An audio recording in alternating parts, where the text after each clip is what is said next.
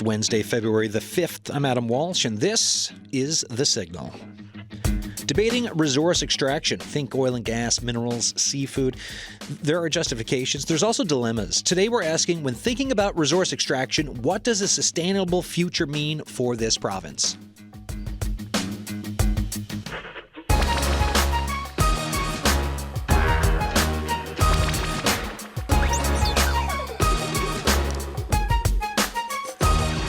So, folks, if you caught the show yesterday, and by the way, anytime you miss a show, we're available on the CBC Listen app, wherever you get your podcasts, and we also put the shows up on CBC Newfoundland and Labrador's YouTube page, and The Signal has its own playlist. Yesterday, we talked about electric vehicles, right? EVs, and part of that discussion touched on resource extraction, right? Because you need rare earth minerals for EVs, and there's a big debate over what's happening with the just transition, the green transition, the big shift in the economy, and some of the questions of what the impacts can be on communities around where mining is done. So that was yesterday. Today, the conversation, I think it's a great follow. It's almost like I planned it. So with me in the studio, I have this year's visiting scholar for the Henrietta Harvey Distinguished Lecture Series, 2025 lecturer, poli-sci professor, Nathan Andrews. How you doing? I'm great, Adam. Thanks for having me. It's wonderful to be here. When did you get to town? I got in Tuesday. Monday. Monday, actually. Monday. I just lost track of time because I was coming from Germany. 3 a.m. Tuesday afternoon. Yeah, you're Tuesday right. Morning, I came rather. at 3 a.m. and the flight situation was terrible. But then it was really nice, actually, to arrive here eventually. And it's been a great time so far. So, folks, you heard my intro there about resource extraction, right? So, Professor Andrews here, he's got so if you like today's show, you're really going to like what's happening tomorrow because it's 2.5 times as long. It's debating resource extraction, justifications and dilemmas from the global south and north at the Bruneau Centre. So tomorrow, Thursday, February the 6th, from 7 to 9:30. Still spots available, guys, I think. Yeah. So, if you're interested. And so today it's kind of like the amuse-bouche of the conversation. The full meal deal will be tomorrow evening at the Bruneau Centre from 7 to 9:30 p.m. The other voice you heard there, Mark Stoddart, sociology professor at Memorial University. Folks, we're gonna march our way through a conversation today, but you too can be part of it. Here's the question, right? We've got an oil and gas industry, there's mining, there's the fishery, forestry. When you think about resource extraction, what does a sustainable future mean for us in this province, in Newfoundland and Labrador? 709-722-7111, 1-800-563-8255. You can text us, 709-327-8206. Emails thesignal@cbc.ca. So, Nathan, you're an internationally recognized expert on global political economy of resource extraction and development. And Mark, your work, I'm taking this from your bios, by the way, your work has been lauded as essential reading for social ecological sustainability. So let's kind of marry all of this here together for like a 53-minute discussion. And then, folks, like I said, you can join us. The jumping off point around resource extraction, and this is something I think, especially for myself, born in 1980, grew up in the 80s or the 90s, as you, over the years, all those years, you would see increasing scrutiny over resource extraction. Why? What's been happening? Like, paint me a bit of a narrative of why this increasing scrutiny has kind of turned up a lot over the last couple of decades. And I think people will kind of know some of the answers, but I'd like to hear from yourself.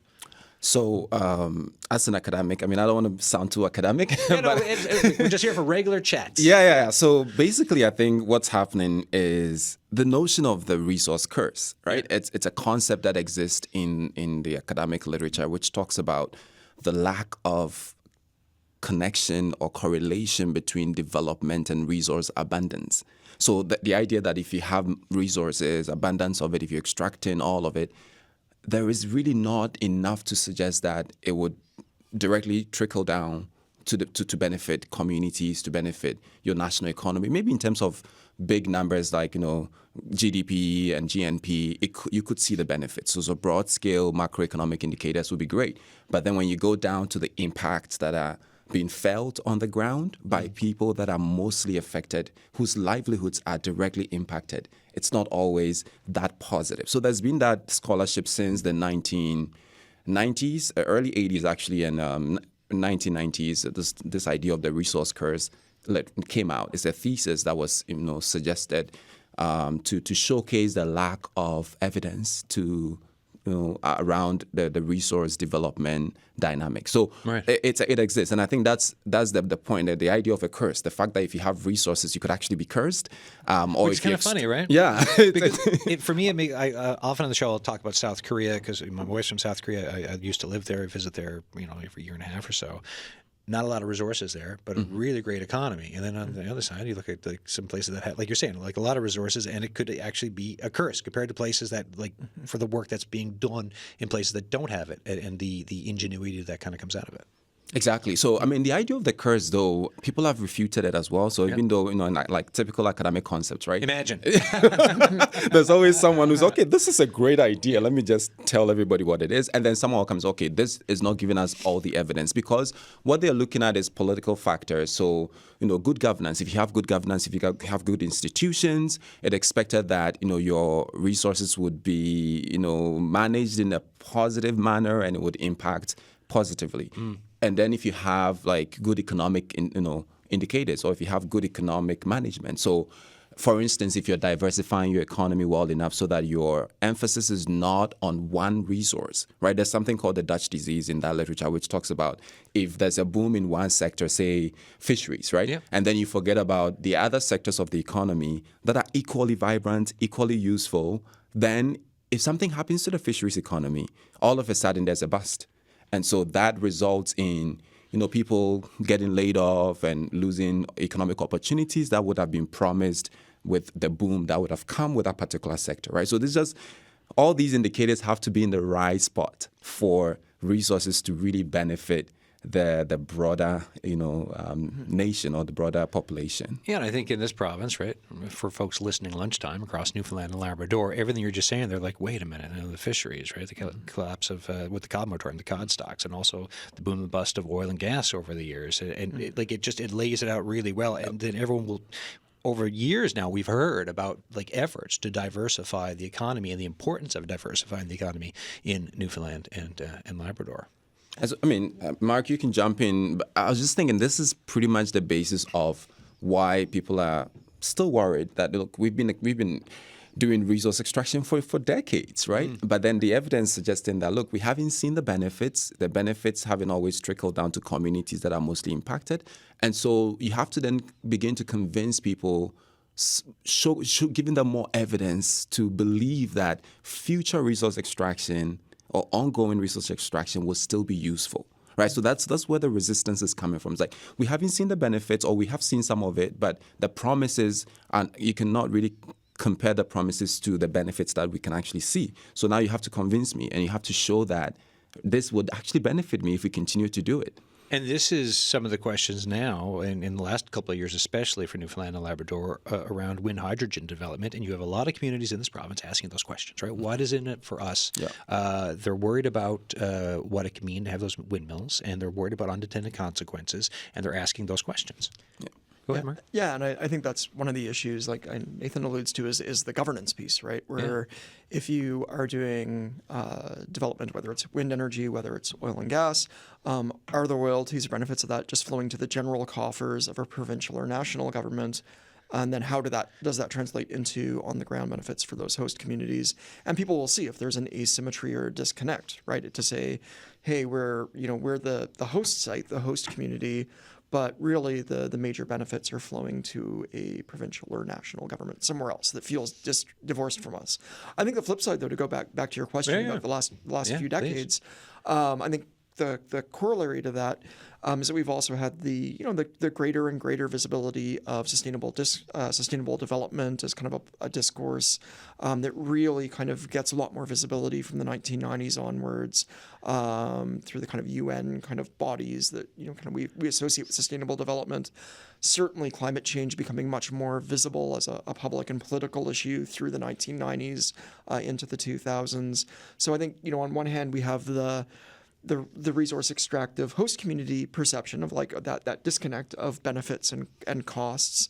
On the other hand, I think we see an increasingly shift in kind of folks' awareness or values that there do need to be these kind of sustainability transitions, and so on and so forth. I mean, I spent the 90s living in British Columbia, where, of course, a lot of the debate was over forestry at the time, and whether or how to protect old-growth forests, how to change forestry practices, issues around raw log exports, for example, and maybe, revisiting questions of are forestry communities seeing the best and greatest value from their resources if you're just exporting stuff that's going to be processed elsewhere, for example. So I think some very parallel conversations that we see in this region as well over the last few decades.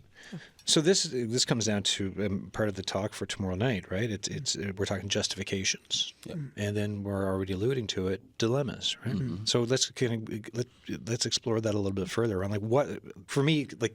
At this morning's news meeting, right? So we meet at like 9 a.m. to talk about what's on all the shows and everything else. And I just said when I was explaining it about resource extraction, I'm like, okay, so the stuff we take out of the ground from mining, oil and gas, fishery, forestry, all that stuff. Justification, well, I mean, a lot of times it's money, right? Like that's the justification. And then the question is on the dilemma side, from your notes for tomorrow, what it's climate change, environmental degradation, socioeconomic inequalities, and increased recognition of Indigenous rights. So how do we have these conversations to move forward for like keeping all this into account when you have the justification side of perhaps it's good for an economy, but then you're also trying to make sure, or maybe you're not, depending on the region, folks are taken care of.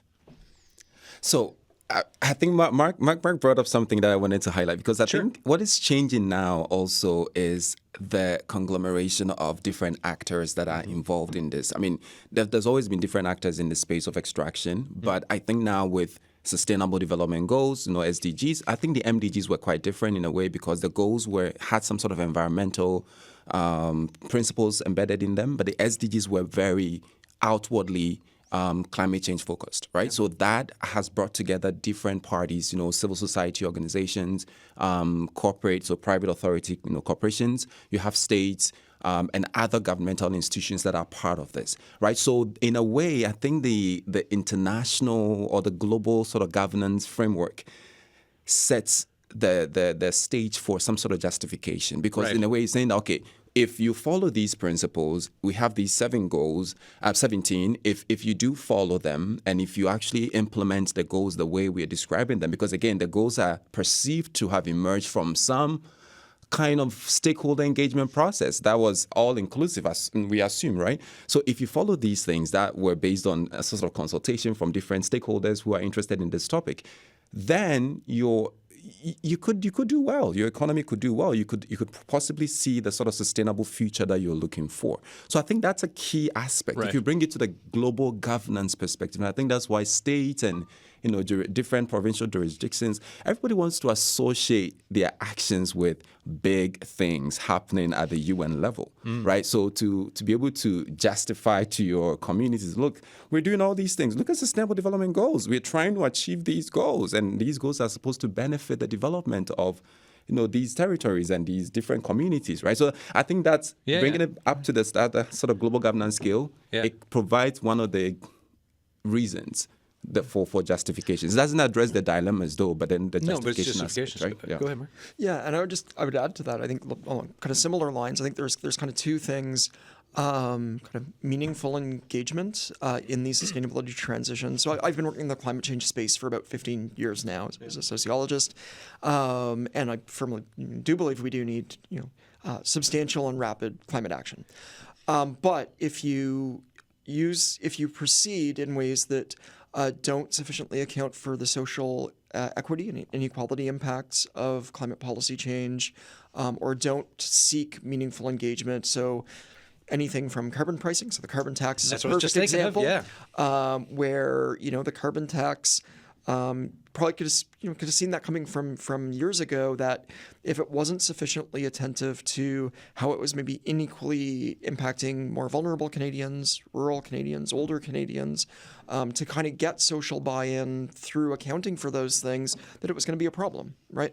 Likewise, when we start thinking about renewables, mineral mining, if you don't proceed in ways that include meaningful engagement for host communities, you're using then climate action as a justification for doing resource extraction in ways that don't have kind of meaningful engagement. Like, we need this for the climate. But it's actually hurting this community. Exactly, and we're really seeing that. I think already in various places. So in Norway, I have a lot of research interests in. Yeah. We've seen that there with wind power development, with impinging on Sami community rights and practices.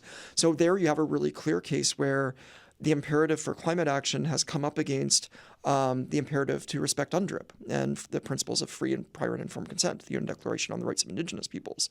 I think we want to be very aware as we proceed with climate action that we do need to protect principles of human rights, meaningful engagement, UNDRIP, free, prior, and informed consent, as part of that process, even if it means then we need to slow down the process a bit to make sure there's social buy-in and that equity and Indigenous rights are considered appropriately. Yeah, as opposed to having collateral damage of what's being called a green shift. Yeah. I mean, a way in which I examine this sort of justification vis-a-vis dilemmas is through this framework that my colleague and I came up with called extractive bargains. Yeah.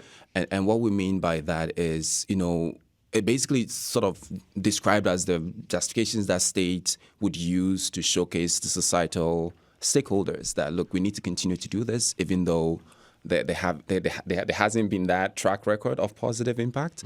And so climate bargains are one example. We also have Indigenous focus bargains. We can talk about redistributive bargains. So again, you're convincing them that, look, we haven't been seeing these benefits, but if we continue to do this, we could see the benefits. So we cannot stop. Because if we stop, then the potential benefits, the potential of this improving your life being, your well-being and livelihood is not being felt. It's not likely. So we come up with like 7 different kind of types of bargains, and these are all justifications that different entities are using to tell the general public that, this could be good for you if we continue. And even in the post-extractive bargain, which is sort of targeting climate change and green transitions, you're thinking about, okay, are we keeping oil in the ground, or are we actually looking at mining for green, transitions, right? So like critical minerals are needed. We need lithium, we need cobalt, we need all these, we need rare earth elements to be able to get to where we want to get to. But then you cannot forget about the impacts. But then they are using the climate, strategies or the climate commitments to suggest to people that, look, if this is for climate change, if this is to help us advance our climate objectives, then it is for good. It's for societal good. Overall, it will benefit everybody. Even though for some, and this is where it comes down to meaningful, the meaningful part of the consultation. Like, what is meaningful consultation? Because if you're trying to sell something like a new rare earth minerals mine, or it's windmills, or it's something else, what is the conversation like with the people who are going to be impacted potentially, and to get their buy-in, and how do you have that balance for them to understand what's coming, compared to perhaps harm that could be done, depending. And I think a key piece that we see, like in both of us have done work on this kind of the practices of meaningful engagement, and that have a current project in that area. But I think a lot of the common themes that come out when you talk to folks is engaging earlier, engaging at the visioning stage, not when there's a project on the table to respond to and react to. Yeah, you don't take the covering off the factory or whatever and be like, hey, what do you folks think? It's like, well, wait, what, as opposed to saying, like, right in the beginning, we're thinking of something, and let's get some input on it. And another key, I think, principle of good, meaningful engagement is the willingness to reopen conversations when new evidence or new concerns come to light. And I think that was a lesson we could very much have learned with Muskrat Falls, for example. That there was a lot of then we saw unwillingness to reopen conversations as people voiced new concerns and brought new evidence to the table that kind of then drove some of the protests that emerged, for It's example. like, oh, no, this is Right? fully baked. Yeah. No, we have questions, right? So why can't we, now that we've learned some more, why can't we have consultations at this later phase? And another one is like, the avoiding the kind of fly in, fly out checkboxing kind of approach, spending more time getting to know host communities, things like that, right? Like just some good practices that I think that often do, imply a bit more time in a community, a bit more commitment to conversation in a community. And of course, the downside of that from a proponent's perspective or a government perspective is that as you add more time and complexity, you're also adding cost, right? So that's the dilemma that then a proponent might be facing or a government, decision makers might be facing. But, I think we need to kind of think about, just kind of navigating that in ways that make these decisions feel more meaningful for communities and therefore more likely to create social buy-in for these kind of sustainability transition kind of development projects or resource extraction projects. Yeah. Folks, you're listening to The Signal. I'm Adam Walsh. Today, here's a question for you. So we've got, an oil and gas industry, mining, fishery, forestry, you name it. But when you think about resource extraction, what does a sustainable future mean for us in this province? What thoughts do you have around what we should or should not be doing or how we should be going about things, right? 709-722-7111, 1-800-563-8255.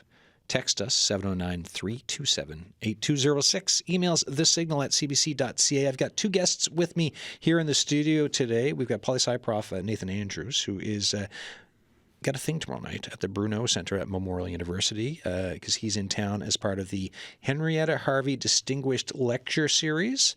And the topic tomorrow from 7 to 6:30 p.m. at the Bruneau Center is debating resource extraction, justifications, and dilemmas from the global south and north. So this is, like I said at the beginning of the show, this is more like the appetizer for the main course of tomorrow night, which will be 2.5 hours. Also with me is Mark Stoddart, sociology professor at Memorial University. You were talking about leadership, right? So UN level stuff, things on the international stage that others will aspire to kind of be part of, to sell. But I don't know if you've been following the news. There's some stuff's been shaken up recently with the part 2.0 of Donald Trump in the United States. What are where do you see things going when it comes to someone who's disrupting some international norms, but then you have everything you've been talking about already for what has kind of been expected over the last couple of decades? Mm-hmm. I mean, Trump is quite a character. So, I mean, we can go on for hours. We can have a whole separate show. Exactly. I know. But I mean, I just want to mention that I'm quite surprised in a way, but I'm also not surprised. But I think in terms of the leader that they have now, it doesn't showcase the sort of leadership that the U.S. has maintained over time, because the U.S. has been a key proponent of neoliberal initiatives, and basically the epitome of neoliberalism, right, is the U.S., right? Yeah, for the last 40 years, they've led this through the world. Yeah, it's been their leadership. Exactly. If you bring it back to extraction, the idea is that we need to open the markets, we need to bring in foreign direct investment, we need to have all these private authorities in these spaces. Some of these spaces are not well governed, and so these companies go in, they take advantage of institutional loopholes, and they get as much profit as possible. So this is something that I think would fit with the notion of America first. It's like, let America come in, let these companies come in and do whatever they want to do, so they can bring as much money back to the country as possible. This has been problematic over the years. And I think what Trump is seeking to do, or at least his general rhetoric, would make things worse in many locations where American corporations are operating. So, I mean, they could also face some resistance, right, from governments who are trying to assert a bit more agency. So in the global south, where I'm familiar with a lot of context there, but there's a bit of a drive towards resource nationalism. I mean, it's sort of a re-emergence of resource nationalism, which has happened over the past decade. I think Trump's coming into office again would even, speed that process further. Like it would make more countries interested in resource for themselves, right? So, South Africa first, Ghana first, Congo first. If every country in this world was talking about themselves as first, that we're not going far. No. And actually, we might be going far because there'll be no extraction happening in most locations. But then in terms of achieving some of the goals we want to achieve for green minerals, we know for climate change, we know we need minerals in some ways to advance those. So that will be a challenge on that part. But in terms of keeping things in the ground and not allowing companies from overseas to exploit these communities over and over, that might be a useful outcome of all of this. But I do think there's this whole Trump effect on global governance.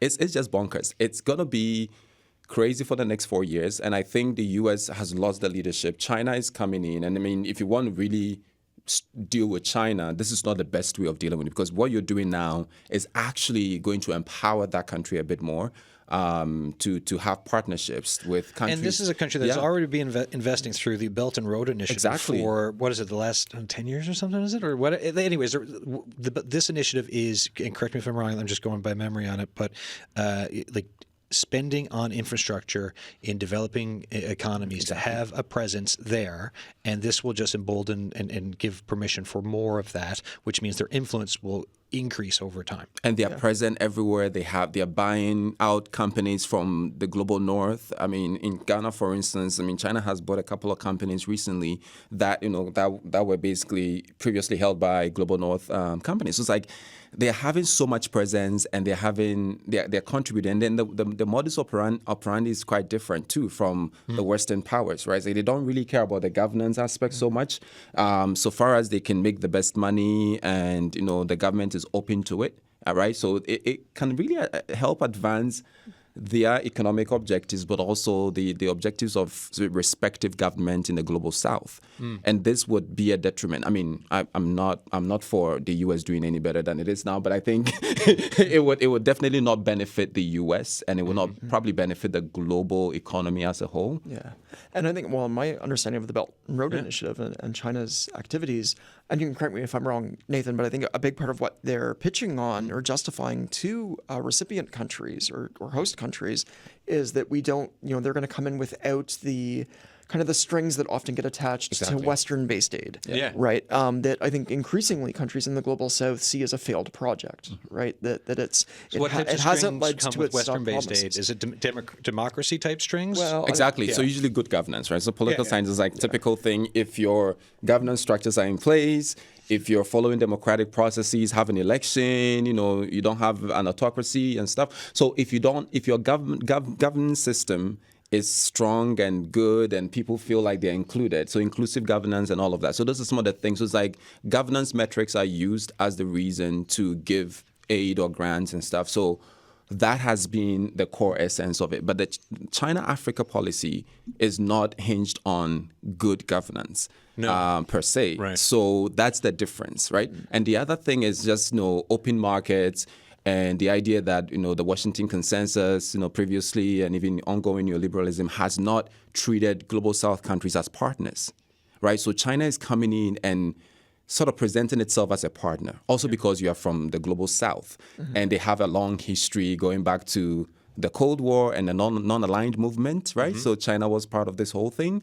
And so that there's a history that, some of these global South countries have had with China over the years in terms of such a South-South cooperation, right? So that informs the power that they have in those locations already. So they can come into the room without maybe some of the baggage, the colonial baggage, exactly. the sense of being paternalistic that maybe the Western kind of former colony. Colonial and that doesn't have. benefit Western influence at all, right? So anyway. Yeah, and for history, little history bit here for folks to the Belt and Road Initiative. It's very different, but at the same time, like you had the Marshall Plan following World War II, right? So massive investment that also got influence. It's just they're just very different types of ways of investing. But I want to return to the starting point of your question as well, because I think if I think about my own work in these areas of climate change and resource extraction over the last oil and gas and energy over the last decade or so, I think really in the 2015 to COVID 2020 or so was, I think, a lot of optimism, or at least I felt a lot of optimism more than I had, I guess, or as a climate scholar, that momentum was building. There was kind of these global political commitments emerging, with the oil kind of price declines and volatility after 2014 or 15, the renewables transition really seemed to be picking up a lot of momentum. But even before, this past month, really, I think we saw the war on Ukraine being a really big tipping point that created a lot of volatility, really reignited a lot of concerns about energy security in Europe and securing stable energy supplies from non-Russian sources and suppliers. So I think, unfortunately, I think the kind of the new Trump era kind of just further adds to a lot of that uncertainty, that volatility, layers on top of what's been going on with I think Ukraine, Russia, particularly because of the energy-related dynamics of that, resource-related dynamics of that. And so I think it's really an open question right now whether the climate leadership we saw, from 2015 to 2020, the momentum of the renewables transition, whether that will persist, whether that is a tide that's kind of at this point got its own momentum that won't be able to be turned back by a large obstructive power like the U.S. national government, or whether this really does, kind of set us back to where we were, 15 years ago, 20 years ago. Well, this is kind of what I was wondering too with this conversation of when you look at a community that if things are being kind of turned back, even if it's in the name of the transition or climate or whatever else, or also if you're just doubling down on carbon and extraction there, is there a risk for communities now? Like if things get turned back, could there be a greater risk from here on out for that collateral damage, that direct damage to communities for these types of investments, and where we're going for that, the dilemmas compared to the justification? Well, I think looking at it from this province, I think we're in a time of even amplified uncertainty. So I don't want to give anything that comes across as advice or prognostication. Yeah. But I would have said we're at a really strange period where it's like we're putting our chips down on the board, the roulette table kind of analogy, and we're going to either put our chips down on like offshore wind, or we can put our chips down on further oil exploration and extraction. But if the kind of global energy system does have an unstoppable momentum, if we are going to be seeing the sunsetting of fossil fuel economies in the next 15 years, say 10 to 15 years, which is more or less what the International Energy Agency was predicting up until a couple of years ago, then we're maybe putting our chips in the wrong place and we could get stuck holding the bag. And then those host communities end up being the ones who are going to suffer the worst harms if things don't go forward, right? Which has been worries from all along with some of these announcements. And of course, and that's true. Like, so if we're talking about, the energy systems are kind of, they operate at national and international levels. They're not regional. So, no matter how much wishful thinking we might want to have about whether it's wind or oil and gas right now, because I think it's so chaotic at this moment. But no matter how much wishful thinking we have, we, about our using our resources here in this province, we're, that's a whole other level that's way beyond our control. What's happening with national and international energy systems and trends. Yeah, because there's the companies working here. There's the federal government here. There's like the fact that this is a province of just 540,000 people, and then you look at the big global things that we can have no control over whatsoever. Right. So I would say right now is a good time to diversify our bets. There you go. Exactly. Right. That was the point I was going to make. That you cannot just dwell on one aspect of your economy or one aspect of extractivism and expect that it would benefit and it would the benefits would be maintained. That's even if you've seen the benefits, right? So I think most countries in the global south, at least in the context where I work in Ghana, South Africa, and the rest, like people would still want to have some sort of extraction happening because their lives, even though they haven't seen the benefits brought in broader sense, their lives are dependent on it because there's some sort of governmental neglect of communities that live in proximity to these activities, right? And because the sort of neglect happens, like basically people are relying on corporations to deliver social services, to deliver, things that they need, to build hospitals for them, to build roads, to build, boreholes or wells and stuff. So it's like those things are social amenities that should have been provided by the government. But then historically, corporations have presented themselves as being able to do these things. And so government has sort of neglected its role. in some of these local areas. I don't know, it's probably similar things happening here in indigenous communities too, but in the global south, that's happening a bit more. And so if you take away these types of extractivisms that help people to get those types of benefits, then they are going to go back to zero. There's like nothing coming from the government, nothing coming from the international or corporations that are working there. And they are just left with no help. Yeah, so even though things can be bad and not necessarily overly helpful for folks, for what it could be, not having it would mean, well, now there's nothing, right? Mm-hmm. As opposed to a little bit of something, even though it's not managed well and there's issues with consultation and damage that gets done. So I mean, is that the big learning when we look at like the global south for folks in Newfoundland and Labrador or Canada? I mean, these are some of the learning lessons to take from management of what else do you think, if we're going to compare contrast for either things being done right or learning lessons for what ways not to go? What else should we be looking at here? I think, Mark already brought out stakeholder engagement, which is a central piece, right? So the point I raised about governmental neglect is a result of no engagement with the government. The government not engaging with communities. They're basically leaving engagement in the hands of the corporate entities. Of course, they have to go through impact assessment before the project is approved, environmental impact. So they just check the box. We did this, we talked to a few people, they signed on, and that's it. But I think if you are engaging, then you will get to know what the real problems are. And as a government, you will seek to solve those problems for your people because you have royalties, you have taxes that are coming in. So you can estimate how much you're going to get, and you can estimate that, okay, with this amount of money, I can do these things for these people. So they are not so reliant on corporate benevolence, right? Yeah. And that's the challenge with corporate social responsibilities, like the reliance on benevolence, the reliance on somebody coming in, for 20 years or whatever, and then giving you all of this, and then if they leave, then you're basically, stuck with nothing else. So that's the sort of thing we can learn here. But I think we already I think often those corporations, when they're leaving, it's because they see a place is no longer useful to them. It's not necessarily that they're being kicked out, right? Either. So it's often that they know so when they withdraw, those infrastructure gaps or governance gaps that they were filling, just the floor just falls out, right, for the community. But I think the other thing I would emphasize is the transition is really the key word, right? That this idea that it's a process. It's not a thing you just put in place one day and it's done.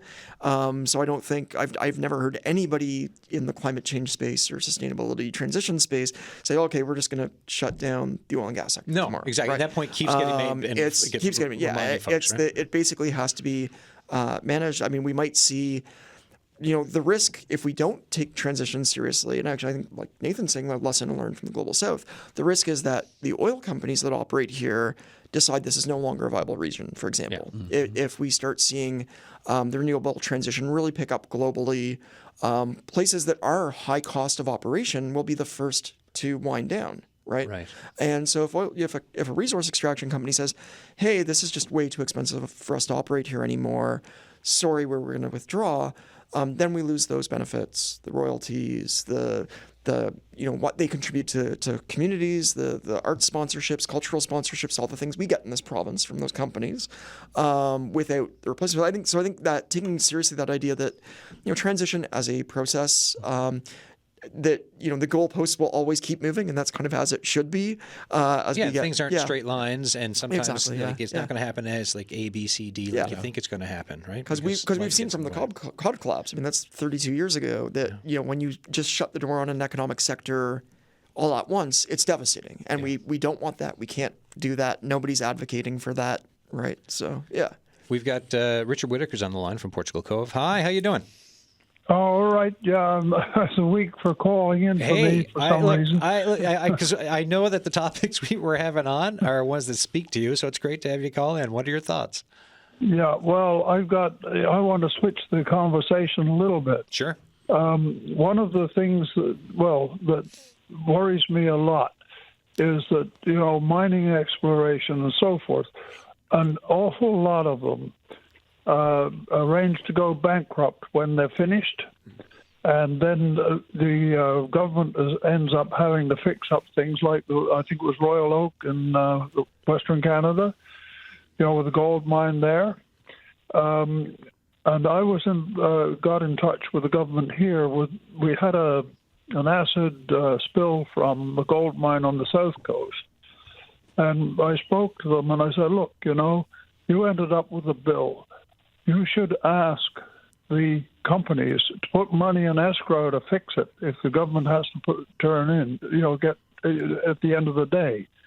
In other words, they can't just simply abandon it with no money to put things to rights.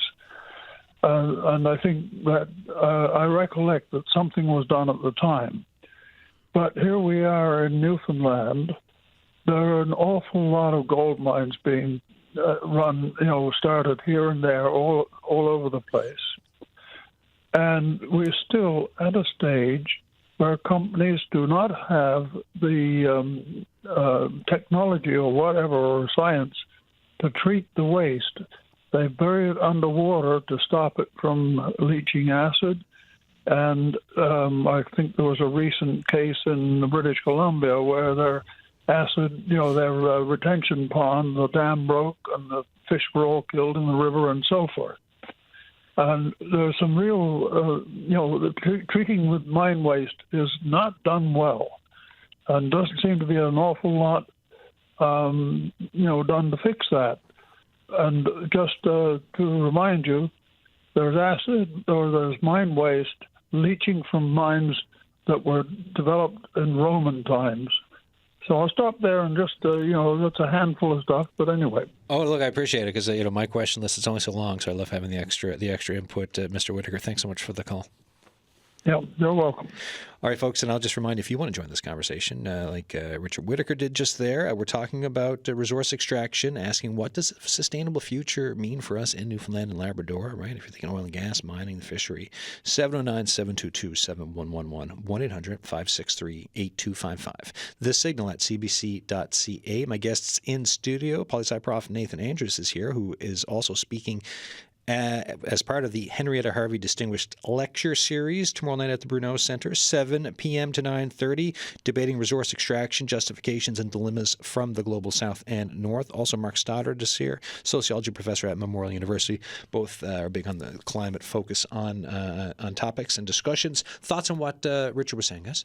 So I think part of what he's saying is just really the awareness of the full mining life cycle. Yeah. And how it impacts communities. Because we're thinking about, even in the context of green transitions, that's why the idea of sustainable mining is seen as an oxymoron for some people, because, there's nothing sustainable about mining, any form of mining, because it does have these environmental impacts that sometimes you try to address, but you really cannot.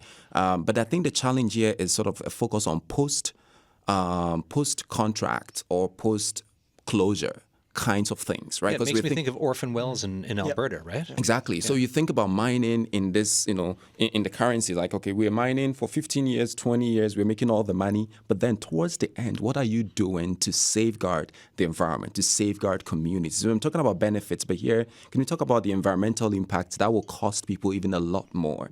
And even if you give money, if you have foundations that are meant to support these communities, the impact they will feel in terms of, the water bodies that they don't have access to anymore, the soil that they cannot use to farm or to grow anything, the sort of toxic material that goes into the system, into the environment, that has not been dealt with properly, regardless of whether you're looking at global north or south, right? So that just regulation is what we need in a way.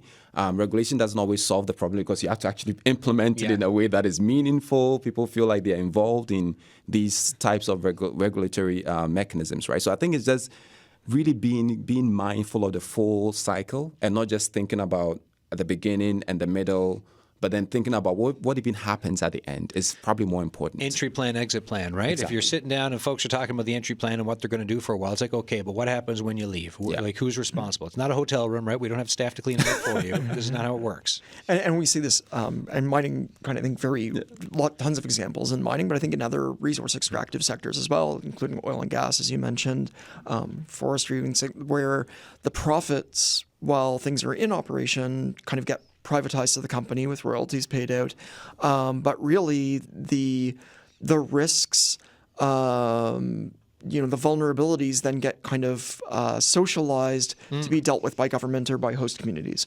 So it's kind of like private benefit, private profit, but public risk, right, or vulnerability. And so I think one way to address that, I think other folks who work more in this area than I do have suggested maybe think like kind of bonds, things that are part of the community impact agreements. You have like that where if you do run out of mine. And then your company, you fold the company, declare bankruptcy, and move on. You've put a bond up right at the front end to help pay for that remediation or that closure. So I think, like treating, the remediation or closure parts of a project, whether it's in mining, whether it's in oil, gas, et cetera, as part of impact assessment, community impact and benefits, community engagement, so that they're kind of looking through that whole life cycle. That's a really important piece of envisioning more sustainable community futures, right, for host communities. Yeah. Well, it's interesting because there's always talk about like legacy funds when you're in a boom and bust economy and to save money for the future and whatever else. But in this case, it's like almost like with bonds or whatever, a little bit of a legacy fund for the cleanup at the end, which is normally that follow through just is not there in so many cases. Well, I was doing fieldwork in Scotland on the oil and gas sector about 2017, and I know I talked to a few people on that trip about the fact that a lot of the licenses in the Scottish North Sea were put into place kind of like 1970s, where nobody was really thinking about decommissioning at the time. Yeah, different time and place. So when I was there in 2017, that was really emerging as a debate as more and more platforms in the Scottish North Sea are hitting the end of their life cycle or needing decommissioning. Like who bears the cost is a very important conversation. Is it the responsibility of the proponent, the company? Is it, or does it fall back to the government, right? And that's, our oil sector here is younger than the Scottish North Sea, but those are Great very questions. vital conversations. Yeah. I do think that over the years we've had these examples, right, to be able to even assess how much it will cost to expect companies to pay at the beginning or in the middle, right? Just before they have to leave, like they need to show that if they've paid this. And because if we know from experience that it will cost like 2 million or billion or whatever to fix the problem, then we can ask them to pay for it in advance. And I think that would be a way, and apart from really implementing the regulation in a meaningful way, I think even asking them to pay, because regulation itself doesn't solve the actual problem in terms of paying for these things to be resolved, right? So I think payment will be good. Yeah, like paying as a bond where you hold it. To ensure accountability and Man, if I'm responsibility. renting an apartment, I have to put down a damage deposit. Yeah, exactly. And companies are, in a way, at least in Ghana, for instance, we have a couple of companies that are doing like development foundations. So development foundations are more targeted towards their CSR, so social responsibility initiatives. So they build schools, they give scholarships and all of that. But they don't factor in the environmental impact and how they will pay for that beyond closure. And I think that's an important element government can begin to require companies to pay attention to. We've got another caller on the line, Peter Gartner, calling from St. Philip's. Hi. Yes. How I you want to doing? make a comment about something I never hear anything about, and certainly not from government. We talk about decommissioning. We talk about getting rid of oil. We talk about, and I even heard one of your guests, I was in a car, so I just got home, talking about, it's going to take a while before all this is shut down. Well, it's never going to be shut down unless a number of things are addressed. And the first thing is I have a list here of 6,000 items which are made from oil. I mean, including plastic windows, drugs. Some of our oil is so good they use it for pharmaceuticals, water pipes, paving, everything, sewer pipes. They're all oil-based, the product. And the drug thing is really important. Some of the best drugs we've got come from highly refined oil, not from whales. That comes from oil drilled. And Newfoundland has some of the cleanest oil and the highest oil.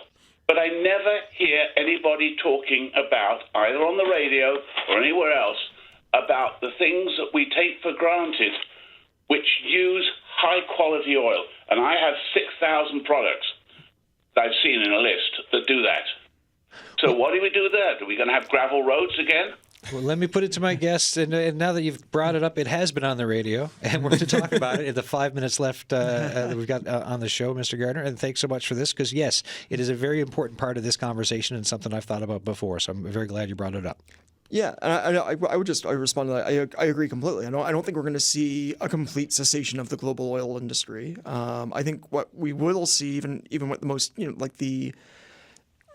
if we see successful renewables transitions, is a clawing back or degrowth of the industry. And I think even, like I said, even the International Energy Industry, which is the global body for all energy sectors, was predicting that up until about 2 or 3 years ago, till the war in Ukraine, that we were entering a sunsetting phase of the oil sector.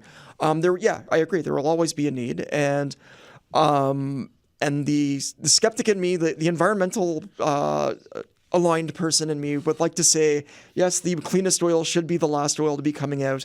The skeptic in me is probably that it's going to be the cheapest oil that'll be the last to come out, and then companies will be making decisions more about the cost of operating regions more than about how clean oil is. Because I think if you're talking about the cleanliness of oil, Norway makes those claims all the time, that they have some of the most environmentally sustainable oil in the world.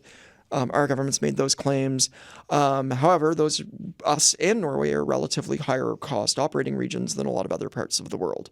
So I think if we imagine a global oil sector that's even 50% of its size, I guess the question then becomes which regions companies want to continue operating. Who's still drilling? Where are they drilling? And I don't have I don't know that at all. I mean, that's a decision that's made way beyond my pay grade in boardrooms in Oslo or Amsterdam or elsewhere, right? Yeah. London, about where the viable places to stay active are if the industry as a whole is constraining or shifting more towards renewables, right, or wind but in principle I don't disagree at all that even in a scenario where we're sunsetting the industry, there will be a range of products that still require an industry, even if we're not using it for driving, if we're not using it for energy, a range of products that still require some form of oil extraction. Yeah, one of those Arctic sunsets where it just goes and just dips below the sky, exactly, it still stays light and comes up again.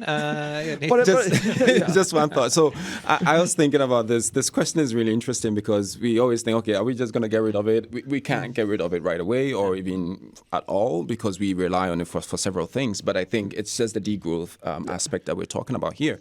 But the challenge here is we have global north countries that are gradually moving away from oil. So this keep it in the ground movement has surged, and France, Denmark, Ireland are sort of one of the first mover countries in Europe that are pushing for this. The challenge is they are pushing for this in their territories, but then they are still, the companies that are headquartered in their cities are still doing that overseas, right? So you are keeping it in the ground in the global north, and then you are still extracting in the global south. So inherently, you're not helping the climate.